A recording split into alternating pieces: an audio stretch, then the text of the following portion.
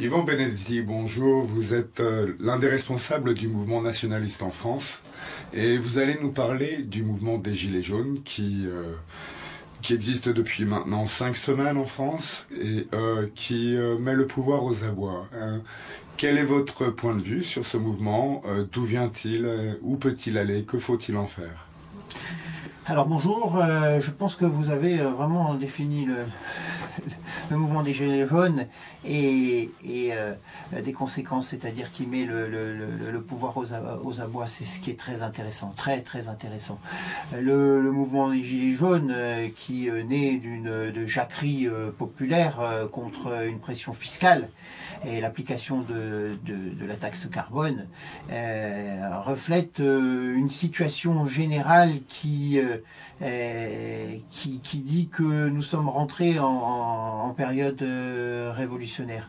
Le mouvement des Gilets jaunes, quand on regarde son implantation, puisque c'est très populaire, c'est provincial, des petites et des villes moyennes, se superpose au vote de Marine Le Pen, en faveur de Marine Le Pen à l'élection, au deuxième tour de l'élection présidentielle. Au début, c'est ça. On pourrait résumer par une formule, les Gilets jaunes, c'est Marine Le Pen, plus Mélenchon, plus les retraités. Ceux qui avaient cru au baratin de Macron, qui ont voté pour Macron et qui ont été les premières victimes de la politique fiscaliste, financiériste du représentant de la banque Rothschild. Et puis aussi un fait nouveau dans les révoltes populaires que l'on peut remarquer qui est notable, c'est la place des femmes dans ce mouvement. D'ailleurs, les Gilets jaunes, le mouvement des Gilets jaunes a été lancé par une femme, une infirmière, qui faisait de nombreux kilomètres pour son travail et qui commençait à être asphyxiée financièrement. Donc c'est cela un peu la nature des Gilets jaunes, même si ça évolue. Et de ce mouvement auquel je me sens proche, vous savez que j'ai participé à des manifestations au milieu de ce peuple en colère, de notre peuple. En tant qu'Yvan Benedetti, je me sens très gilet jaune.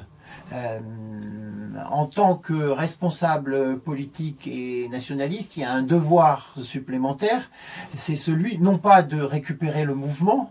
Là, on voit qu'on assiste aujourd'hui à la danse du ventre des politiciens, que ce soit du côté de Marine Le Pen ou du côté de Mélenchon, avec le grand renfort et la complicité des médias.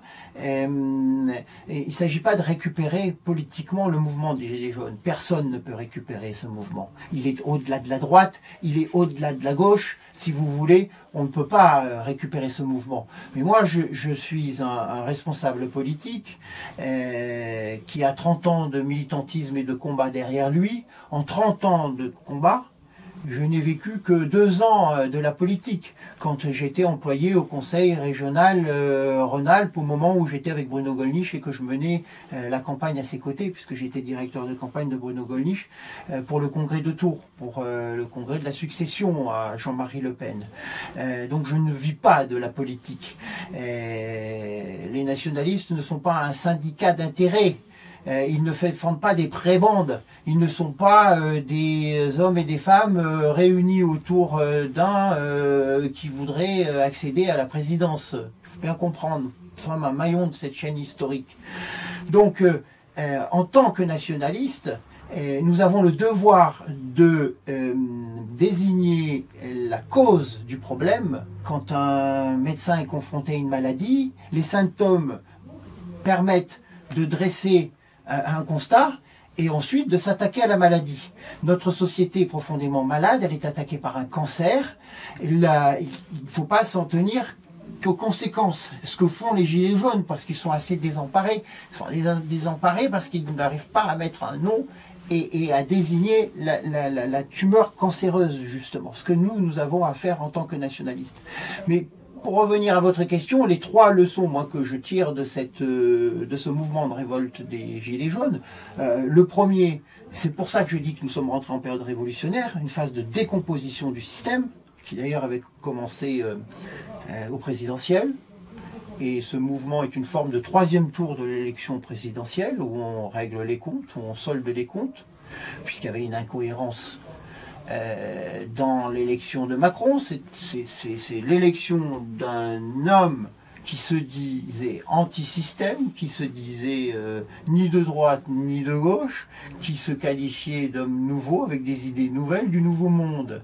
Et on s'est aperçu rapidement, nous le savions, les Français sont aperçus rapidement qu'en fait il est le représentant du système et le plus beau représentant du système de l'oligarchie financière internationale, mondiale. Les trois leçons que l'on peut tirer, donc la première c'est qu'il y a rupture entre le pays légal et le pays réel. Le fossé est profond entre le peuple et ces élites totalement frelatées, vendues, soumises à des coteries, que ce soit les coteries LGBT, le coterie du parti immigrationniste, le coterie du parti écologiste.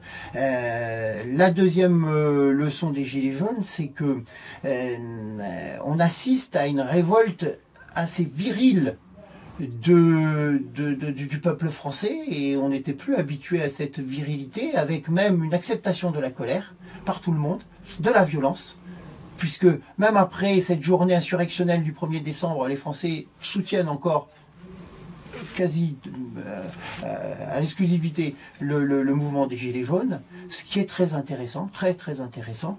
Et la troisième leçon de ce mouvement, c'est qu'on assiste à la crise d'un modèle de société, c'est-à-dire la société marchande, la société de consommation, puisque le système a dit aux Français que pour accéder au bonheur, il fallait accumuler les richesses. Or aujourd'hui, il y a de moins en moins de richesses, non pas pour ceux qui dirigent, bien évidemment, c'est prédateur de la finance, mais pour le peuple, et donc c'est une révolte, ils ne le savent pas, mais contre ce modèle de société. C'est en cela que nous sommes rentrés dans une période révolutionnaire. Comme toute période révolutionnaire, on va passer par une phase de destruction, de décomposition du système, c'est en cours, à laquelle après va succéder une phase de recomposition du système. Et il est important que les nationalistes qui portent un ordre, qui veulent un ordre nouveau, basé sur une politique naturelle, mais un ordre nouveau, soit au centre de cette recomposition. Voilà tout l'enjeu aujourd'hui de cette révolte, qui n'est pas encore une révolution, et qui ne sera pas une révolution, parce que pour qu'une révolution triomphe, il faut le triomphe d'une volonté, d'une minorité révolutionnaire et consciente politiquement, ce que ne sont pas les Gilets jaunes, qui sont assez désespérés et assez dépolitisés. D'ailleurs, ils contestent la politique, ils s'opposent aux politiques, parce qu'ils font l'amalgame entre politiciens, politicards et politique. Quand vous allez les voir sur un rond-point, ils vous disent « moi je ne fais pas de politique ». Ce à quoi je réponds « comment vous ne faites pas de politique ?» Occuper un rond-point, occuper une raffinerie de pétrole, occuper des ports, descendre dans la rue, contester le pouvoir, c'est faire de la politique. Au contraire, c'est reprendre en main son destin, c'est faire de la politique. Mais non pas comme le font depuis des années ces représentants frelatés du système, c'est-à-dire les syndicats et les partis politiques, qui ne sont plus que des syndicats d'intérêt qui gèrent des petits intérêts mercantiles. Hein. Donc voilà. Et les leçons que je tire de cette révolte des Gilets jaunes. C'est très intéressant, M. Benedetti. Le système, donc, qui est en décomposition depuis un certain temps, avance le besoin d'une transition énergétique et s'efforce d'expliquer aux Français qu'il faut qu'ils s'adaptent à cette nouvelle donne financière et fiscale en fonction d'un besoin de sauver la planète.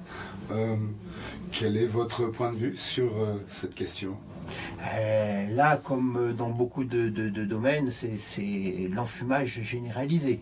La transition écologique, quand vous voyagez parcourez la planète, vous vous rendez très bien compte que les Européens et les Français sont parmi le pays les moins pollueurs. A été mis en place le tri des déchets, les filtres sur les véhicules, il y a une conscience du respect de l'environnement, mais c'est en fait là encore un pouvoir qui est sous influence, qui est phagocyté par des idéologues, les écologistes, qui sont des trotskistes ou des maoïstes reconvertis, parce que je me souviens très bien, je ne suis pas un nouveau venu dans le combat politique, du puissant mouvement que constituaient les maoïstes, qui se référait à la doctrine de l'idéologie de Mao en Chine, dont un des porte-parole était Serge July, qui a fondé et dirigé le Libération pendant des années, et qui se sont reconvertis dans l'écologisme.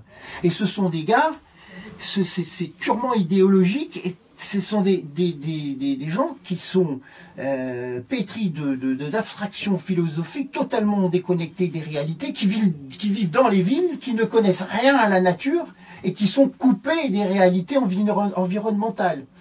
Et ils sont en train d'essayer, avec quelques succès, de conditionner les populations pour imposer ce nouvel ordre mondial et ce mondialisme, c'est-à-dire pour nous faire croire qu'il ne suffit plus aujourd'hui de raisonner et d'agir dans un cadre national, mais qu'il faut dépasser ce cadre national pour arriver à une gouvernance mondiale. Confère Attali, confère Soros, confère tous les cosmopolites apatrides. Donc ceci, c'est vraiment de l'enfumage de mouche. Moi, quand j'étais gamin, on m'a appris que les dinosaures avaient disparu parce qu'il y a eu un cataclysme écologique. Et je ne pense pas qu'au moment des dinosaures, il y avait beaucoup de voitures ou d'industries. C'est là où on voit la fumisterie. Je ne suis pas un spécialiste du climat, mais je sais très bien que le soleil a des cycles, que le rayonnement du soleil n'est pas uniforme, et que tout au long de notre histoire, nous avons eu des modifications importantes de climat sur notre planète. Donc c'est important de prendre conscience que nous ne sommes qu'un élément du cosmos. C'est très important. Que la nature est notre mère à tous et que nous devons la préserver. Mais l'écologisme, c'est COP21, ce grand cinéma international que nous jouent les mondialistes, ne sont qu'une arme de destruction du verrou national, comme l'a affirmé avec beaucoup d'autres Edmond Rothschild. Il a dit que le verrou qui devait sauter, c'est la nation, pour imposer une gouvernance mondiale. Donc, aller contre les intérêts de notre peuple, pour imposer des taxes carbone, des augmentations importantes du prix des énergies, alors qu'on nous a dit pendant des années que le diesel ne polluait moins, que les Français ont acheté des véhicules diesel, et qu'il fallait aujourd'hui rééquilibrer cela parce que prétendument le diesel était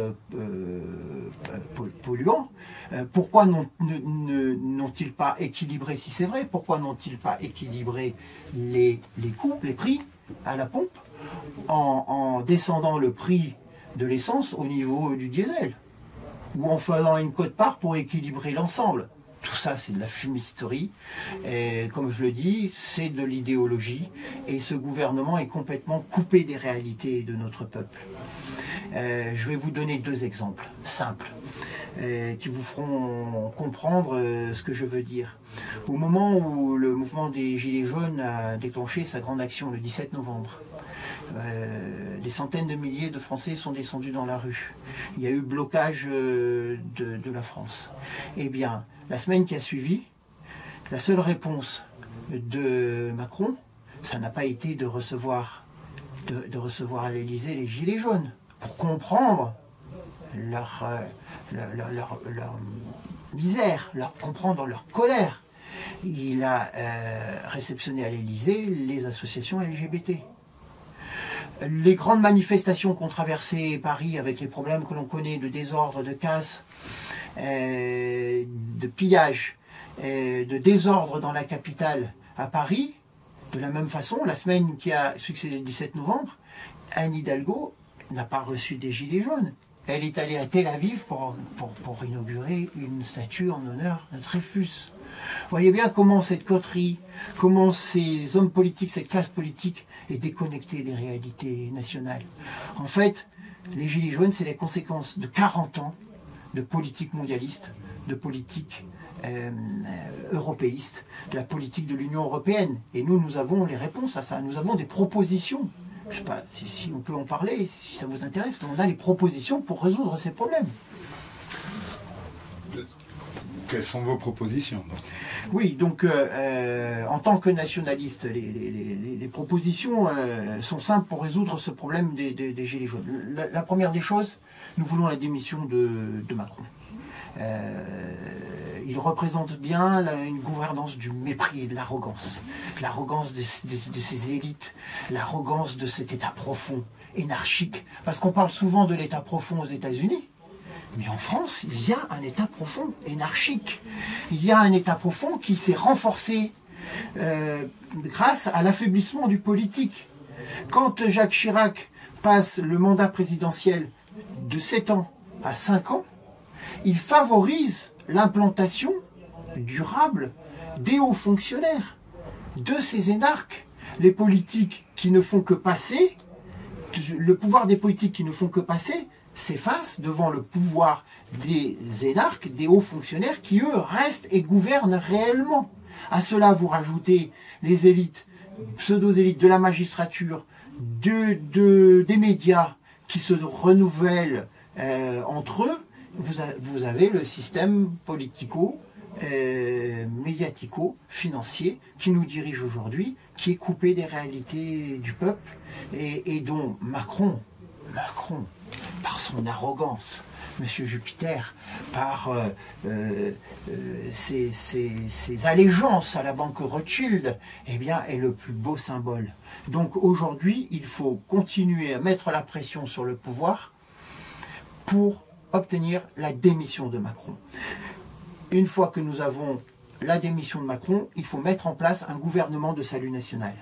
C'est-à-dire un gouvernement qui regroupe tous ceux qui sont prêts à participer à un gouvernement qui va prendre les mesures d'urgence qui permettra de résoudre rapidement la crise et de rétablir la France et de lui faire retrouver son cours dans l'histoire.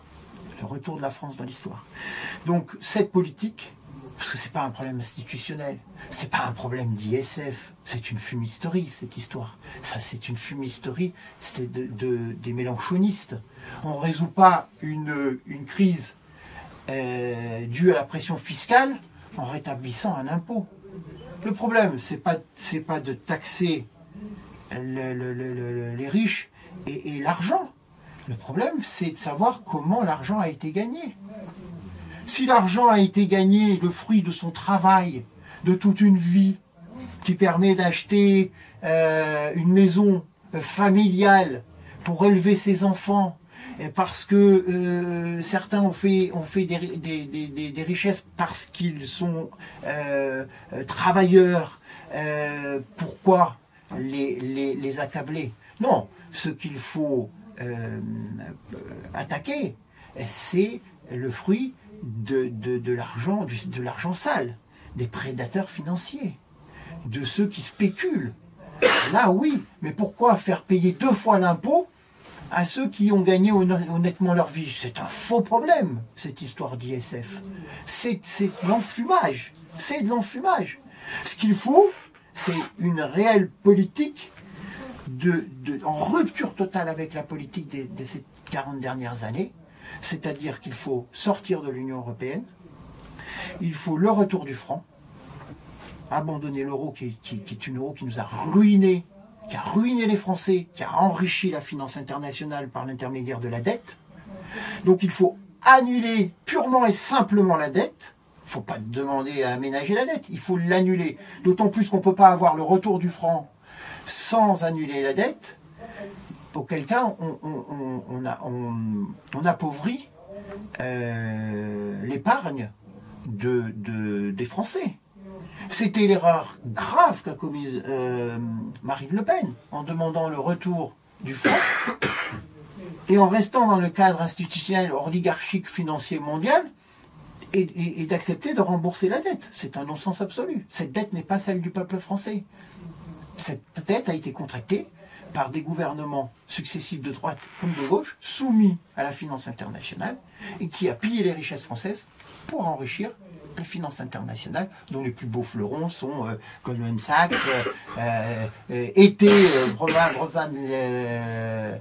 enfin la banque qui a fait faillite, et la banque Rothschild. Lehman Brothers. Lehman Brothers, merci. Et il y a quand même, moi je suis très attaché au symbole, c'est quand même extraordinaire que les institutions qui nous dirigent, la 5e République, les initiales sont RF, comme Rothschild frère, si vous voulez. Hein, donc l'enseigne de Rothschild est placardée sur les institutions françaises. C'est RF Rothschild frère. Donc il faut une politique radicalement opposée à celle qui a été menée ces 40 dernières années. Le retour du franc, la sortie de l'Union européenne, bien évidemment le retrait de Schengen, le rétablissement des frontières pour redevenir maître chez soi, maître chez nous, en toutes choses, politiquement, financièrement, économiquement. Les frontières ne sont pas des murs que vous érigez. Hein, les frontières sont les portes et les fenêtres que vous, que moi, avons fermées ce matin en partant de chez nous. Hein, pour protéger nos biens. Une porte n'empêche pas de faire venir et rentrer chez vous ceux qui sont animés les plus bonnes intentions, les meilleures intentions. Vos amis, l'inconnu que vous acceptez d'accueillir, la famille. Mais par contre, elle vous protège. Elle vous protège des intempéries, elle vous protège des voleurs, elle vous protège de ceux qui viennent avec des intentions un peu moins honnêtes. Donc, il faut sortir de Schengen, rétablir les frontières. Un élément important qui ne semble pas lié, mais qui l'est, c'est le rétablissement de la famille comme institution de base de toute société pérenne. La famille, c'est très important, et je vais vous dire pourquoi. Dans ce mouvement des Gilets jaunes, je vous l'ai dit, on trouve beaucoup de femmes. Parce que les femmes sont en première ligne, justement, de cette fracture à subir, la fracture économique, la fracture sociale. On trouve beaucoup de femmes qui élèvent seules les enfants, avec ou pas d'enfants, et qui ont des problèmes au quotidien pour boucler le budget, pour faire face aux exigences financières. Les femmes ont été livrées sans défense à la barbarie des sociétés, c'est-à-dire soit aux conséquences financières, mais aussi, et on en parle beaucoup en ce moment avec le phénomène MeToo, avec le phénomène, avec le féminisme qui progresse. La meilleure défense de la femme, c'est pas le féminisme, c'est pas l'hashtag MeToo. La meilleure défense de la femme, c'est la famille. C'est la famille qui protège la femme, qui protège la mère, qui protège la fille, qui protège la sœur. C'est la famille, donc il nous faut un retour à la famille comme structure de base, comme pilier de la société. Il nous faut une politique de natalité forte. Parce que le vide est créé artificiellement par un avortement qui est tout à la fois une crise, qui est tout à la fois un crime moral, parce que c'est l'assassinat d'une vie en devenir, qu'un crime politique, puisque c'est le génocide de notre peuple, c'est le génocide de l'ethnie française, c'est le génocide de l'ethnie européenne, c'est le génocide du blanc. Donc il nous faut le retour de la famille naturelle, constituée d'un papa et d'une maman, et il nous faut une politique de natalité forte. Et nous proposons justement l'accession à la propriété à partir du 4e enfant. Nous proposons un salaire maternel. Et une femme qui reste à la maison pour élever ses enfants, eh bien, doit être soutenue, encouragée. Ça, c'est un élément très important. Ensuite, ce qui est très important, c'est la préférence nationale. Il faut couper les pompes aspirantes de l'immigration, que sont l'AME, la santé pour les étrangers. Aucun pays n'a quelque chose comme l'AME. C'est incroyable. Ou la retraite pour les travailleurs étrangers. Ou l'allocation pour les demandeurs d'asile, parce qu'à chaque fois on nous fait le coup, les migrants arrivent, ils sont pris en main par des associations subversives qui déposent un dossier de demandeur d'asile et automatiquement ils ont droit à une aide, mais sans travailler. Comment les Français peuvent accepter ça? Ils ne l'acceptent plus. Et la colère, le mouvement des Gilets jaunes est porté par ça. C'est d'ailleurs pour cela que les mélanchonistes et la France insoumise est restée sidérée au lancement du mouvement des Gilets jaunes. Ils ne comprenaient pas, parce que c'est pas dans leur logiciel immigrationniste, cosmopolite, multiculturel. Donc, il faut mettre fin, il faut couper les pompes aspirantes en réservant les allocations aux seuls Français.